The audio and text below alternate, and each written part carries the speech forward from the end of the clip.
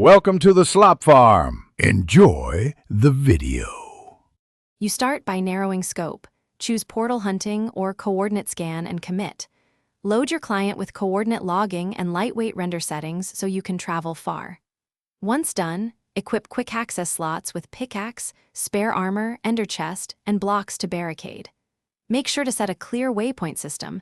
Name each marker consistently. You move immediately. No prepping worlds.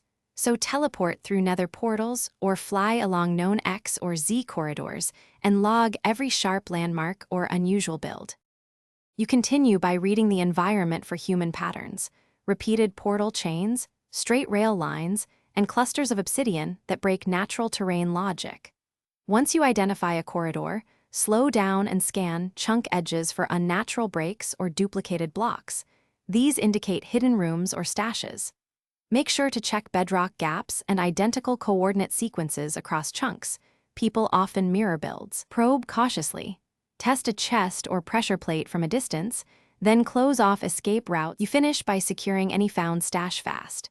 Transfer valuables into an ender chest and camouflage, or relock the entrance with trap mechanisms.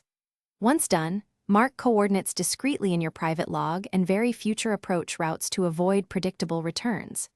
If something goes wrong, if you encounter traps, ambushes, or missing items, retreat calmly, erase visible tracks where possible, and analyze your coordinate logs to spot where you were observed. Then change tactics and only return when conditions are safer. Thanks for watching. Consider subscribing if we helped you today.